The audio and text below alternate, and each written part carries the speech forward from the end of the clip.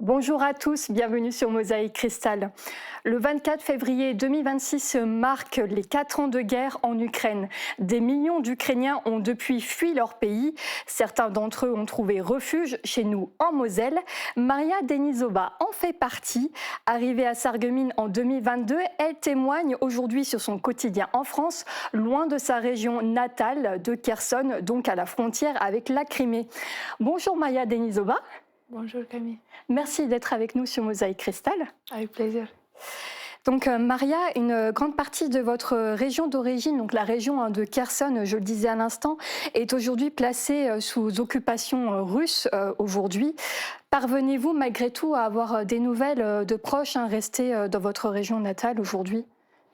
La situation pour l'instant reste compliquée et parce qu'il y a toujours des bombardements, parce que dans certaines régions c'est un petit peu plus calme, mais dans notre région la partie comme on dit gauche est occupée par les Russes et la partie droite où il y a vraiment où est ma vie Kherson était déoccupée en 2022, mais ça reste quand même très dangereux parce qu'il y a des drones, des bombardements, les drones qui suivent des gens pour bombarder, pour attaquer, et c'est vraiment très, très dangereux. Vous arrivez tout de même, parmi toute cette situation sur place, j'ai bien compris, qui reste très dangereuse en contexte de guerre, d'avoir des communications avec certains de vos amis, des proches restés sur place? Tous mes amis et ma famille, ils ont pas sorti de la région et maintenant ils sont dans les autres régions où la situation est plus calme pour le moment. Par exemple, en Lviv, où c'est une partie de l'ouest, est, oui. Donc c'est un peu plus calme. Non, c'est pas ouest, c'est l'autre partie. Donc vous avez surtout des contacts qui sont partis ici, même qui ont rejoint l'Europe entre-temps comme vous à Sarreguemines. Depuis avril 2022, donc vous avez rejoint ici notre ville et aujourd'hui, est-ce que vous vous sentez bien installé ici puisque ça fait quand même 4 ans, presque 4 ans de vie ici à Sarreguemines. Est-ce que vous vous sentez ici parfaitement bien accueilli ou vous pensez encore à votre vie d'avant en Ukraine? Bien sûr, parfois je pense à ma vie d'avant parce que c'était en Ukraine. L'Ukraine, c'est où j'étais née et tout ça. En tout cas, même j'aime bien la France. La France m'a bien accueillie. Je suis reconnaissante, mais en tout cas, je reste étrangère. Donc, parfois, c'est compliqué. Parce que à cause de mon accent, parce que mon français n'est pas comme le français des gens françaises. Parfois, c'est vraiment compliqué. Mais quand même, je suis contente parce que j'ai fait mes études ici et j'ai même ouvert mon institut de beauté en 2024. Oui, malheureusement, j'ai fermé, mais c'est mon expérience. Donc, je pense que j'ai bien fait. Donc, j'aime bien la France. Quelques mois en arrière, je suis partie à l'étranger pour travailler un petit peu, mais j'ai retourné en France, en tout cas parce que je préfère d'être ici que dans les autres pays, parce que quand même, j'ai des amis ici, j'ai ma famille ici, je connais la langue, parce que, par exemple, si tu as envie de déménager maintenant dans un autre pays, il faut encore apprendre une nouvelle langue et tout ça. Donc pour moi, la France maintenant est plus proche pour moi. Et qu'est-ce qui vous a aidé particulièrement cette dernière année à vous sentir encore plus accueilli ici à Sarreguemines? Est-ce qu'il y a une anecdote en particulier que vous aimeriez raconter aujourd'hui? Qu'est-ce qui m'a aidé l'année dernière? Je rappelle juste pour nos téléspectateurs, vous avez fait tout un parcours ici à Sarreguemines depuis qu'on vous connaît. Alors bien sûr l'Institut de beauté que vous avez mentionné, mais bien avant encore des études au lycée Henri Nominé, donc avec l'obtention d'un BTS technico-commercial haut la main avec 13 de moyenne, 13 de moyenne générale. Donc c'est quand même énorme pour une personne qui connaissait pas la langue à l'origine, qui débarquait vraiment complètement complètement en urgence comme ça ici en 2022 ici à Sarreguemines. Est-ce que voilà, finalement, vous gardez toujours un petit peu un contact avec toutes ces personnes-là qui vous ont aidé aujourd'hui à Sarreguemines? Pour le moment, je ne suis pas en contact avec mes professeurs, mais l'année dernière, on était toujours en contact avec des gens avec qui on a fait, avec les autres étudiants avec qui on a fait des études. Avec certains, on est aussi en contact. Et donc, c'était bien, je suis contente. Mais c'était très compliqué parce que c'est la langue complètement différente. C'est pas comme l'espagnol pour le français, donc c'est la même groupe de langues. C'est la langue complètement différente. Donc, apprendre français et obtenir un diplôme, c'est compliqué. Mais je suis contente. Je suis contente, c'était un miracle pour moi, oui. Oui, quand même, apprendre le français. Et malgré tout, vous dites, voilà, c'est compliqué et je le comprends bien, mais vous parlez quand même très très bien aujourd'hui. On arrive parfaitement à vous comprendre. Est-ce que finalement, c'est pas aussi le premier point nécessaire pour pouvoir s'intégrer aujourd'hui, voilà, dans un nouveau pays, voilà, apprendre une nouvelle langue, tout ça, si justement vous aimeriez aussi donner quelques conseils à des nouvelles personnes qui viennent d'arriver en France et qui souhaiteraient aussi s'en sortir aussi bien que vous en êtes sorti finalement ces dernières années ici à Sarreguemines?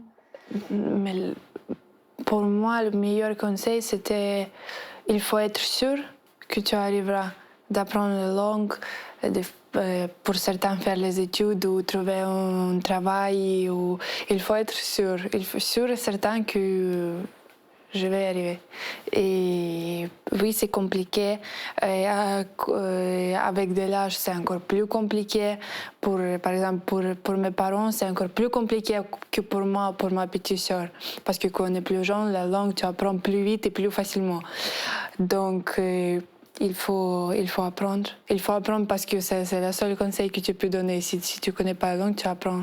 Et tu fais des efforts et énormément des efforts si tu veux réussir ou arriver.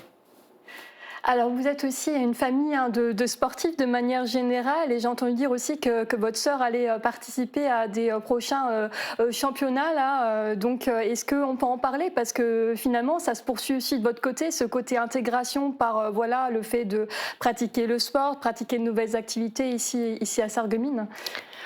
Donc, ma petite sœur, oui, la saison, elle fait ses études à Metz pour le moment. Elle joue à un club de Metz. Et moi, je jouais aussi en Ukraine au niveau professionnel, en France, en équipe locale. C'était l'équipe de Sarreguemines. Maintenant, je ne sais pas si ça existe encore ou pas. Je sais pas. Mais je jouais, oui, ma sœur, elle joue maintenant, mais pour l'instant, la situation est très compliqué pour elle parce que quand tu es un mineur, tu ne peux pas sortir à l'étranger sans autorisation. Et tu n'as pas l'autorisation parce que France ne donne pas le titre de séjour. Moi, j'ai un titre de séjour. Ma famille, ils ont un titre de séjour, mais pas ma soeur parce qu'elle est mineure. Et sans ce papier, normalement, tu ne peux pas sortir. Ou peut-être tu peux sortir, mais tu ne peux pas revenir.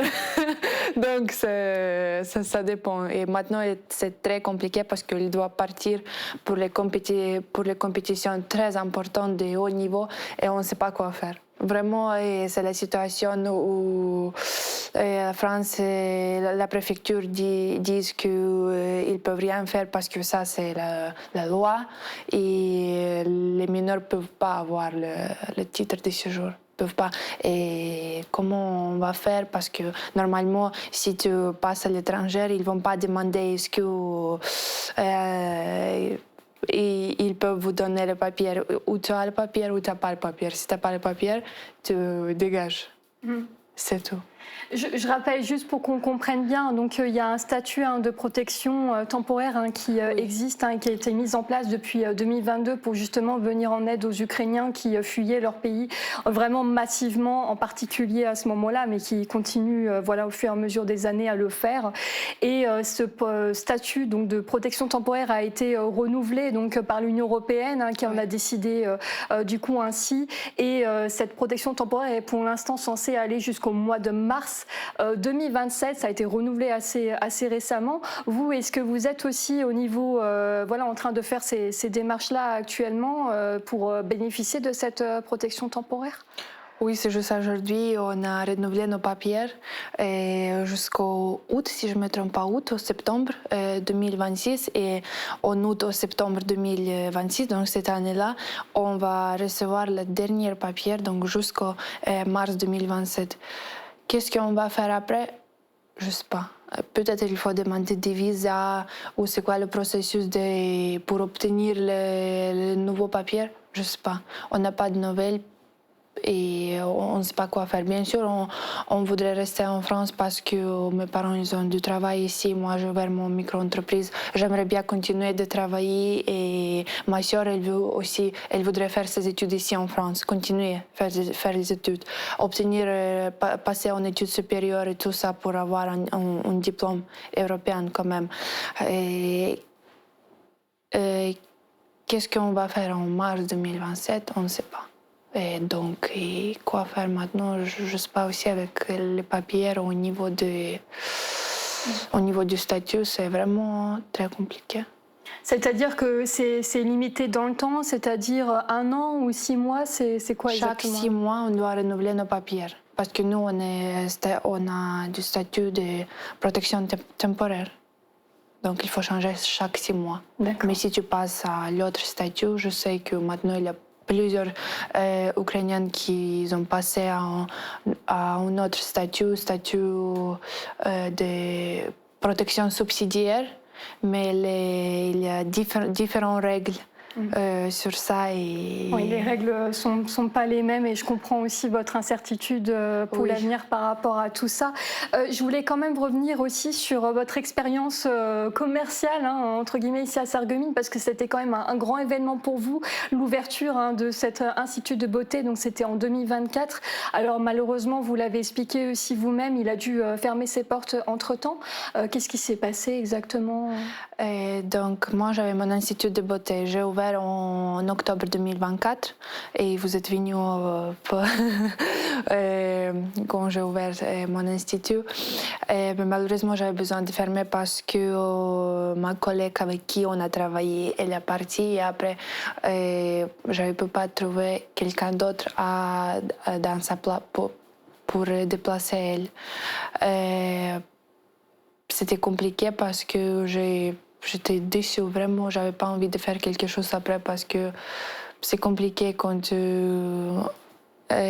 dois investir, quand tu as investi déjà de l'argent, de ton amour, de tout ce que tu pourrais sur ça, c'est comme ton bébé. Après fermeture, c'était vraiment très compliqué au niveau du moral. Ça m'a vraiment... Ça a beaucoup changé de choses, le fait aussi que votre collègue parte du coup et que vous... On n'est pas en contact. Vous n'êtes plus en contact, d'accord. Oui. Ok. Et vous n'êtes pas parvenu, voilà, comme vous disiez, à remplacer, à trouver une nouvelle personne? Oui, remplacer, oui.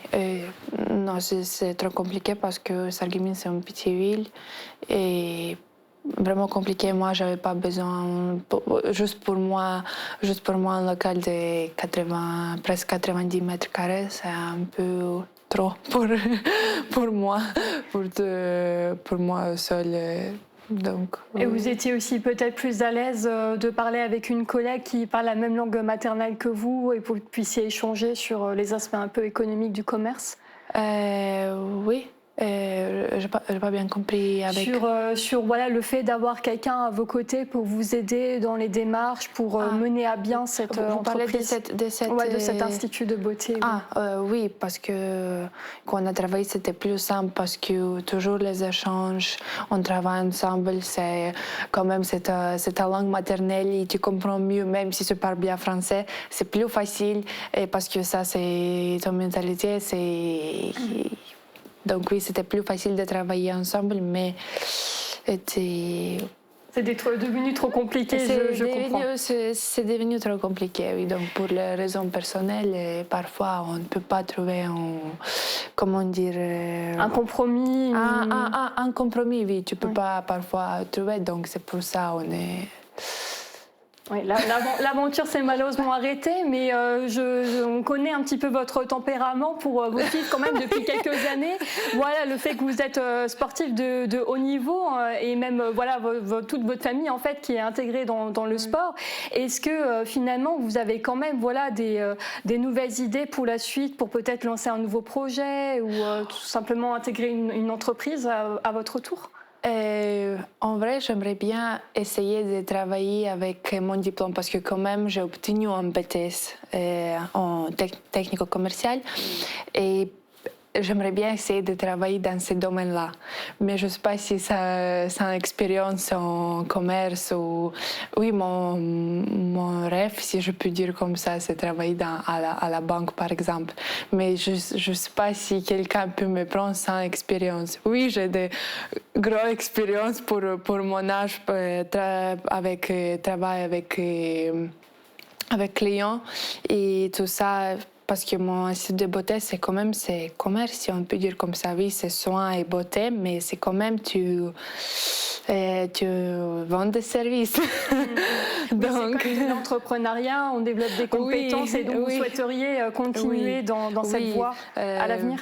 J'aimerais bien travailler dans le domaine comme ça, mais je sais pas, peut-être pas dans bien l'esthétique, peut-être un autre domaine, peut-être vous disiez le domaine banquier. Oui, j'aimerais bien, c'est vraiment, pour l'instant, c'est mon rêve. Oui, j'aimerais bien aussi continuer à faire un côté, ce que j'aime bien faire, l'esthétique, le maquillage permanent et tout ça, mais j'aimerais bien essayer ça, maintenant c'est mon rêve, mon but, j'aimerais bien essayer, donc je vais essayer. Et est-ce qu'on parlait du titre de séjour, est-ce que ça vous permet, parce que normalement ça vous permet de travailler, est-ce que ça vous permet aussi d'engager des formations, même à court terme, pour justement trouver une nouvelle voie, pour continuer? Oui, j'ai l'autorisation de travailler en France.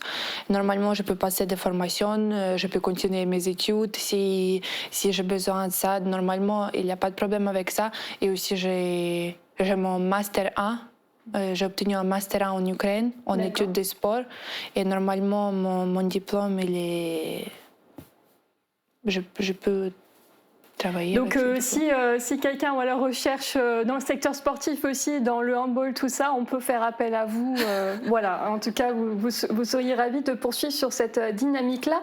Eh bien, merci beaucoup, Maria Denisova, d'être venue ici parmi nous, nous parler un petit peu de votre quotidien du réfugié ici à Sarreguemines.